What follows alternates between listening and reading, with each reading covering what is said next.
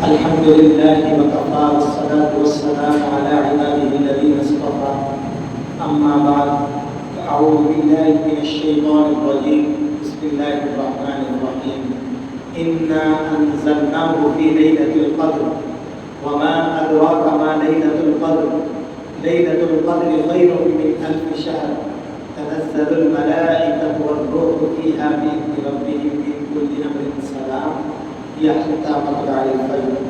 وقال النبي صلى الله عليه وسلم من قام ليلة القدر ایمانا و احتسابا غفر له ما تقدم.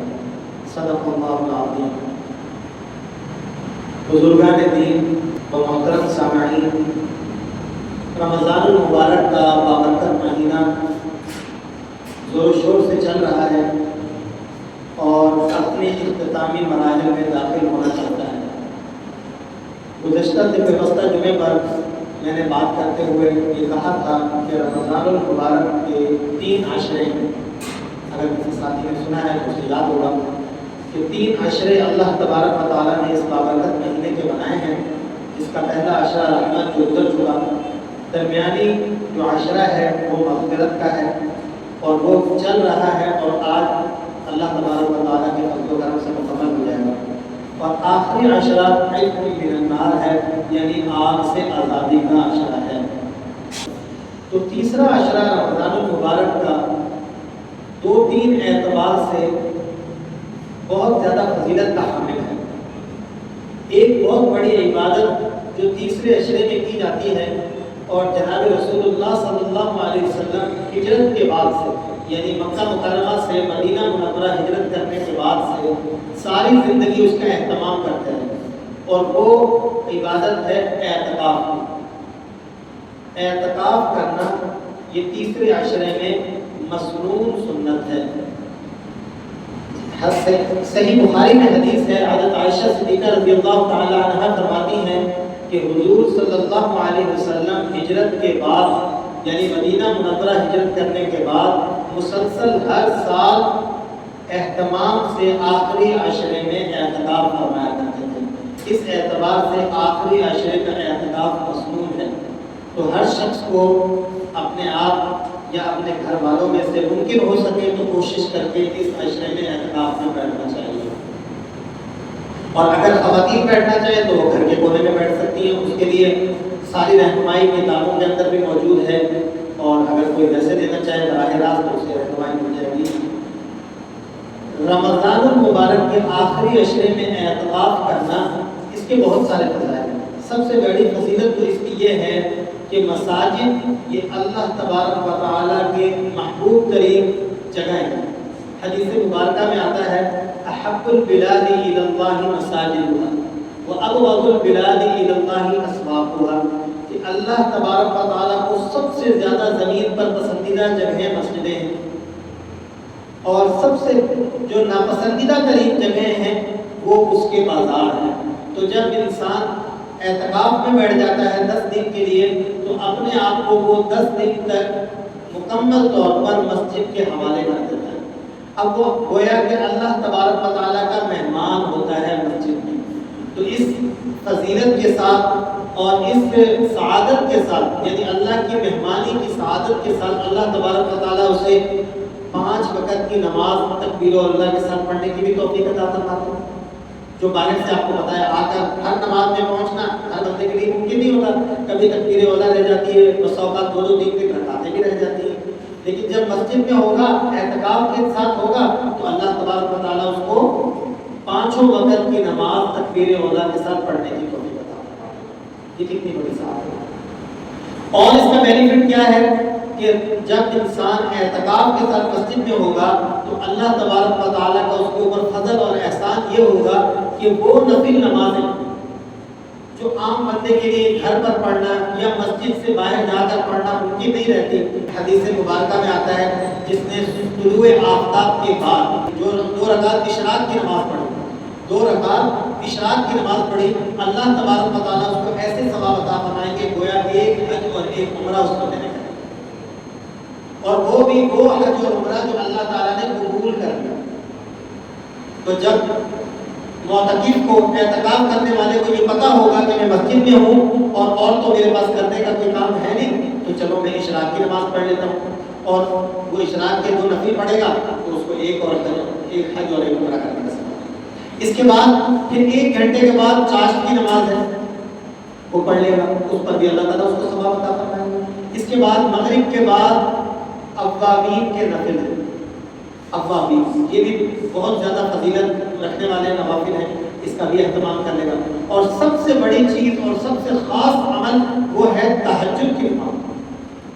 تو مسجد میں رہتے ہوئے اللہ تبارک و تعالیٰ معتکف کو تہجد کی نماز پڑھنے کی بھی توفیق عطا فرماتا ہے. تہجد یہ لاڈلی نماز ہے اللہ تبارک و تعالیٰ کی, جس سے انسان جو چاہتا ہے اللہ تبارک و تعالیٰ اس کو عطا فرما دیتے ہیں. تو اعتکاف کرنے والے کو اللہ تعالیٰ یہ سارے عمل گویا کہ بونس کے طور پر عطا فرما دیتے ہیں, کیونکہ وہ اللہ کے گھر میں اللہ کا مہمان ہوتا ہے. تو اعتکاف کی نیت کرنی چاہیے, ہر شخص کو یہ سوچنا چاہیے کہ کم از کم میں زندگی میں 1 مرتبہ اعتکاف کروں. اعتکاف کرنے کا ثواب کیا ہے؟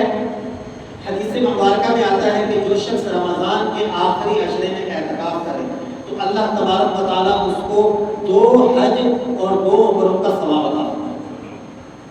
آخری عشرے کی جو 10 دن ہیں یا 9 دن ہیں, وہ تو اللہ کو پتہ ہے 29 روزے ہوتے ہیں یا 30 ہوتے ہیں, تو جو آخری عشرے میں اعتکاف کرتا ہے اس کو کتنا ثواب ملتا ہے؟ 2 حج اور 2. حج آپ کو پتہ ہے, ہر بندہ جو نالج رکھتا ہے اس کو پتہ ہے کہ حج کرنے میں اس وقت کتنا خرچہ ہوگا. تو ہر بندہ تو اتنی استعداد نہیں رکھتا نا کہ حج کرنے پہنچ جائے, لیکن ہر بندہ اتنی استعداد رکھتا ہے کہ وہ رمضان کے آخری عشرے کے اندر اعتکاف کرنا. تو یہ اعتکاف کرنا یہ فرض کفایہ عمل ہے. فرض کفایہ کی تعریف یہ ہے کہ اگر اسے محلے میں سے 1-2 شخص ادا کر لیں تو یہ پورے محلے والوں کی طرف سے عبادت کے طور پر کافی ہو جاتا ہے. فرض کفایہ اس عمل کو کہا جاتا ہے جو محلے میں اگر چند 1 افراد کر لیں, ادا کر لیں, تو یہ عمل اللہ تبارک و تعالیٰ سب کی طرف سے مقبول اور کافی سمجھ لیتے ہیں. اور اگر کسی ایک نے بھی اس عمل کو ادا نہیں کیا تو پورے محلے والے اس گناہ کے گناہگار ہوتے ہیں. تو اس کی فکر رکھنی چاہیے. اللہ تعالیٰ نے سمیت سب کو اس کی توفیق عطا فرمائے. اور رمضان المبارک کا جو آخری عشرہ انشاءاللہ کل سے شروع ہو جائے گا, اس کی جو دوسری بڑی عبادت ہے وہ ہے لیلۃ القدر کی رات کی تلاش. لیلۃ القدر یہ کیا ہے؟ یہ اللہ تبارک و تعالیٰ کا مومنوں کے لیے, ایمان والوں کے لیے بہت بڑا انعام ہے. سورہ قدر قرآن کریم میں ایک پوری سورت اس نام سے نازل کی گئی, انا انزلناہ فی لیلۃ القدر, کہ ہم نے اس قرآن کریم کو اس لیلۃ القدر کی رات میں نازل کیا ہے. قرآن کریم کون سی رات میں نازل ہوا ہے؟ لیلۃ القدر کی رات. وما ادراک ما لیلۃ القدر, پھر قرآن کہتا ہے اور تمہیں کیا پتہ ہے کہ لیلۃ القدر کیا ہے؟ حالانکہ ہر بندہ کہتا ہے مجھے تو پتہ ہے لیلۃ القدر کیا ہے. کیا ہے بھائی؟ لیلۃ القدر وہ رات ہے جس کے اندر اگر انسان عبادت کر لے تو اس کو 1000 مہینے عبادت کرنے کا ثواب ملتا ہے. تو مجھے تو پتہ ہے. پھر قرآن کو کہہ رہا ہے کہ وما ادراک ما لیلۃ القدر. اس کا مطلب یہ ہے کہ جتنا کہ تمہیں پتہ ہے لیلۃ القدر کے بارے میں, یہ پتہ ہونا گویا کہ نہ پتہ ہونے کے برابر. جو اللہ تبارک و تعالیٰ اس رات کے بینیفٹس انسان کو دینے والے ہیں دنیا میں یا آخرت میں, اس کا انسان کو پتہ ہی نہیں, ادراک ہی نہیں. اگر پتہ بھی ہے تو تھوڑا سا پتہ. جیسے قرآن کریم نے سورہ قاریہ میں کہا القاریہ, القاریہ وما ادراک ما القاریہ, کھڑکھڑانے والی, قیامت کے بارے میں. القاریہ کیا ہے؟ کھڑکھڑانے والی. میں نے کہا القاریہ ایک مطلب ایک بہت بڑا دھماکہ ہوگا, ایک دنیا کو لرزا دینے والا عمل ہونے والا ہے جسے قیامت کہا جاتا ہے. پھر فرمایا مل قاریہ, لوگوں سے کہا, اللہ تعالیٰ تو علام الغیوب ہے, تو اللہ کو تو سب پتہ ہے.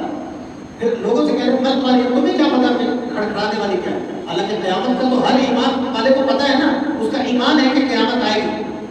جس کا قیامت پر ایمان نہ ہو تو اس کا ایمان ہی نامکمل ہے. ایمان کی تکمیل کے لیے یہ ضروری ہے کہ انسان قیامت کے دن پر ایمان لائے کہ ایک دن مرنے کے بعد دوبارہ مجھے اٹھایا جائے گا, زندہ کیا جائے گا, اور جو کچھ میں نے دنیا میں کیا ہے اس کے بارے میں مجھ سے پوچھا جائے گا. اگر میرے اعمال اچھے ہیں تو مجھے پورا پورا بدلہ دیا جائے گا اچھے اعمال کا، اور اگر میں نے برائیاں کی ہیں تو مجھ سے وہ ایک ایک برائی کے بارے میں قیامت والے دن حساب لیا جائے گا۔ یہ ہر شخص کو پتہ ہے۔ پھر قرآن کو کہہ رہا ہے ماں مل قاریہ، تمہیں کیا پتہ ہے قیامت کا دن؟ پھر آگے کہا وما ادراک مل قاریہ، پھر کہا کہ تمہیں کیا پتہ کہ قیامت کا دن کیا ہے؟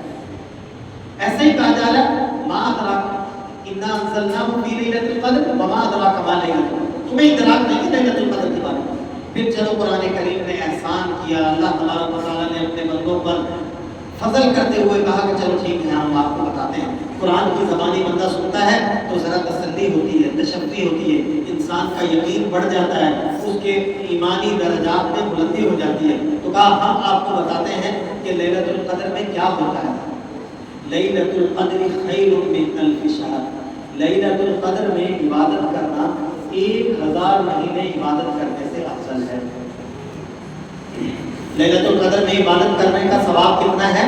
1000 مہینے عبادت کرنے سے زیادہ ہے۔ 1000 مہینے کو اگر آپ جوڑ لیں تو یہ بنتے ہیں تقریباً 83 سال اور 4 مہینے۔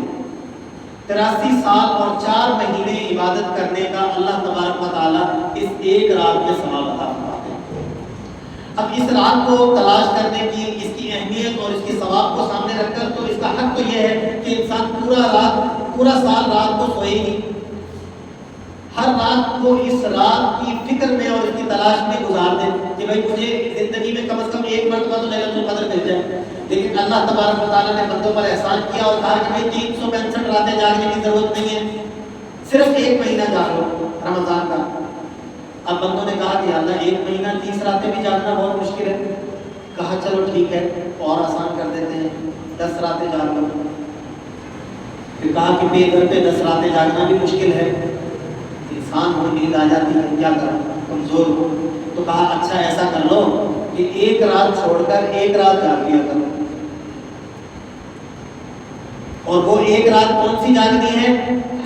صحیح بخاری کی حدیث ہے کہ اللہ تبارک و تعالیٰ نے لیلۃ القدر کا علم مجھے دے دیا۔ حضور صلی اللہ علیہ وسلم اپنے حجرہ مبارک سے نکلے اور یہ بتانے کے لیے کہ لیلۃ القدر کب ہے، باہر نکلے تو دیکھا کہ 2 شخصوں میں نزاع ہو رہا ہے، جھگڑا ہو رہا ہے، تکرار ہو رہی ہے آپس میں۔ تو اب ان کا مسئلہ سلجھانے میں ایسے لگے کہ اللہ تبارک و تعالیٰ نے لیلۃ القدر کی رات بنا دی۔ اب صحابہ کرام کو آ کر کہا کہ بھائی میں تمہیں لیلۃ القدر کے بارے میں بتانے کے لیے آ رہا تھا، لیکن تمہارے فلاں 2 بھائیوں میں آپس میں جھگڑا ہو رہا تھا اور ان کی تکرار چل رہی تھی، اس وجہ سے اللہ تبارک و تعالیٰ نے اس جھگڑے کی نحوست کی وجہ سے اللہ تبارک و تعالیٰ نے اس لیلۃ القدر کی رات کی تعین اٹھا لی۔ لہذا اب تم نے کیا کرنا ہے کہ اسے آخری عشرے کی طاق راتوں میں تلاش کرنا ہے۔ یہ مضمون ذرا سا دھیان سے سننا، اس میں بہت سارے لوگوں کو جو ہے نا مغالطہ رہتا ہے۔ لیلۃ القدر کو کہاں تلاش کرنا ہے؟ آخری عشرے کی طاق راتیں۔ یہ میں اپنی طرف سے نہیں کہہ رہا، یہ حدیث مبارکہ میں تفصیل کے ساتھ ہے کہ آخری عشرے کی طاق راتیں۔ پھر وضاحت فرمائی کہ وہ کون سی ہیں۔ فرمایا کہ 21 20ویں روزے کی جو رات ہوگی وہ 21ویں رات ہوگی، جیسے آج جو انشاءاللہ آ جائے گا، جسے ہفتے کی رات کہا جائے گا۔ آج تو جمعہ کا دن ہے، جو شب ہفتہ ہوگی وہ لیلۃ القدر میں سے ہو سکتی ہے، ممکن ہے، اللہ تبارک و تعالیٰ جانتے ہیں۔ لیکن پہلی رات آنے والی ہے 21، پھر 23، 25، 27 اور 29۔ یہ 5 راتیں ہیں جن کے اندر کسی رات میں بھی لیلۃ القدر آ سکتی ہے، کسی رات میں۔ اب کس رات میں ہوگی اور حضور صلی اللہ علیہ وسلم سے اس کی تعین کیوں اٹھا لی گئی، اس کے بھی فوائد ہیں۔ اگر اللہ تبارک و تعالیٰ چاہتے تو پھر دوبارہ بتا دیتے، کیا اللہ کے لیے ممکن نہیں تھا دوبارہ بتا دیتے، لیکن اس کے پوشیدہ رکھنے میں اور اس کو ڈھانپ دینے میں بھی اللہ کی حکمتیں ہیں، اور اس کے لیے بھی، اس میں بھی لوگوں کے لیے بھلائی ہے۔ کیا بھلائی ہے کہ اگر لوگوں کو بتا دیا جاتا کہ بھائی 21 کو ہی لیلۃ القدر ہوتی ہے، شب قدر کی رات 21 رمضان مبارک کی رات ہے، یا 23 رمضان کی رات ہے، 25 کی ہے یا 27 کی ہے، جیسا کہ زیادہ تر عوام الناس کا ذہن بنا ہوا ہے کہ بھائی شب قدر ہے تو 27، بعض تو کہتے ہیں 27 کی رات کو بھائی آج شب قدر کی رات ہے۔ تو یہ تعین کرنا اچھا نہیں ہے، مناسب عمل نہیں ہے۔ جس عمل کو اللہ تبارک و تعالیٰ نے مقرر نہیں کیا، بندوں کا اپنے طور پر اس کو مقرر کرنا یہ مناسب عمل نہیں ہے، مناسب بات نہیں ہے، ٹھیک ہے۔ تو میری بات سمجھ میں آ رہی ہے جو میں کہہ رہا ہوں؟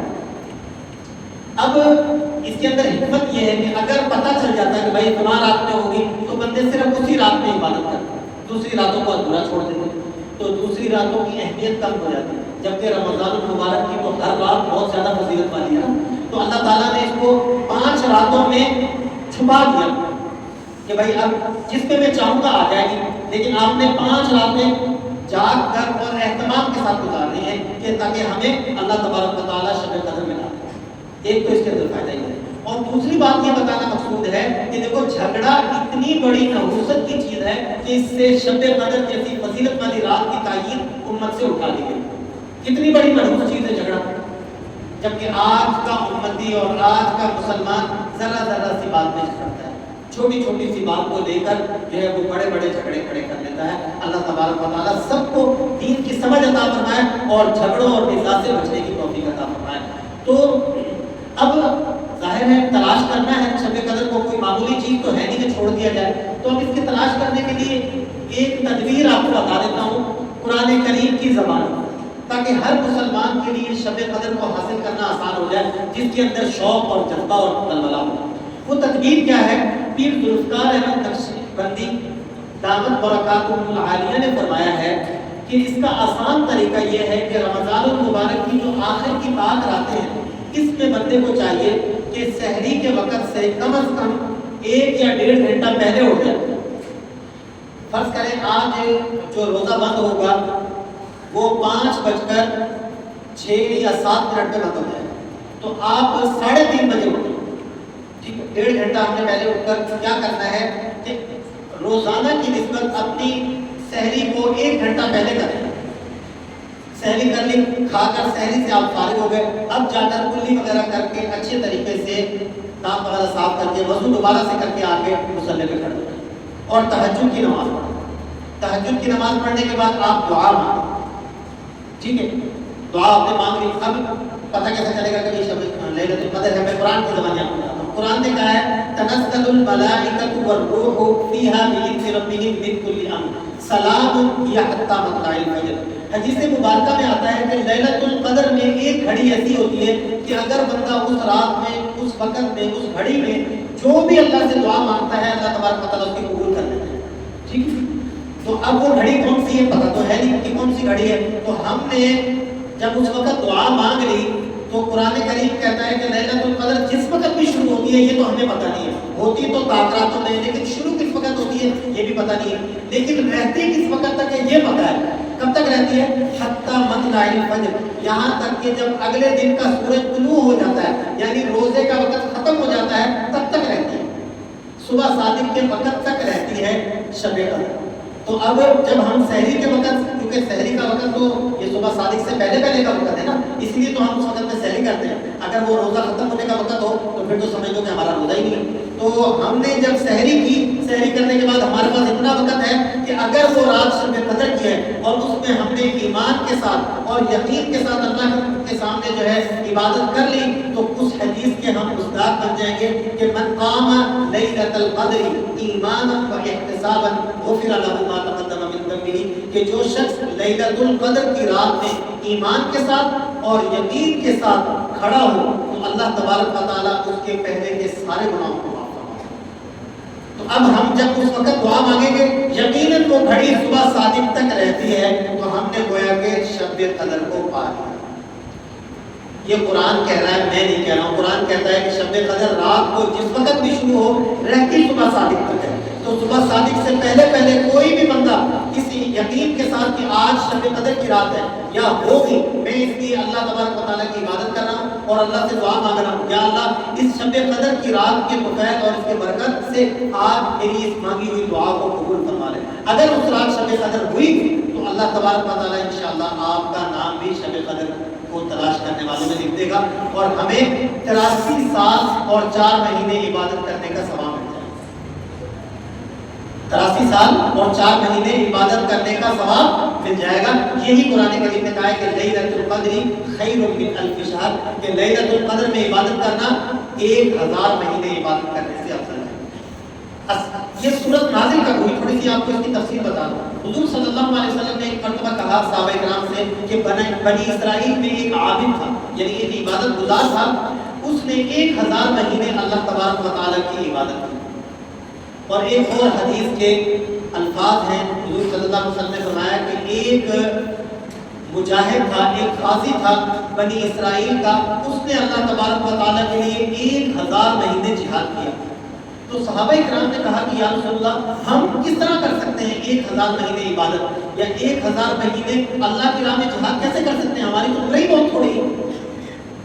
تو اس پر اللہ تبارک و تعالیٰ نے اس سورت کو نازل کیا کہ یہ میرے پیغمبر اپنے صحابہ کو تسلی دے دے کہ بھلے تمہاری زندگی تھوڑی ہے لیکن میں نے تمہارے لیے وہ بینیفٹس رکھے ہیں جو اس سے پہلی امتوں میں سے کسی کو بھی نہیں تھے. لہذا تمہارے لیے رمضان المبارک کے آخری عشرے کی 7 راتوں میں ایک رات شب قدر کی میں نے رکھ دی ہے.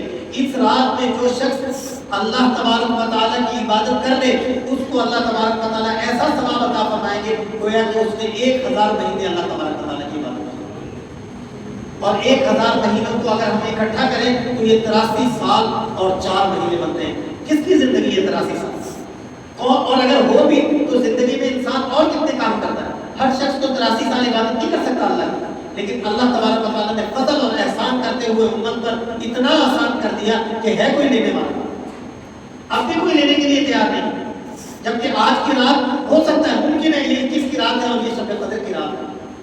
تو ہر شخص اس کا جو بھی جس کو اللہ تبارک و تعالیٰ نے توفیق دے رکھی ہے وہ اس کا اہتمام کرے کہ انشاءاللہ العظیم اس رمضان المبارک کے مہینے میں نے لازماً شب قدر کی رات کو تلاش کرنا. اہتمام کے ساتھ اس کی کوشش کریں گے نا انشاءاللہ اللہ تبارک و تعالیٰ مجھ سمیت ہر مسلمان کو شب قدر نصیب فرمائے. وآخر دعوانا الحمدللہ.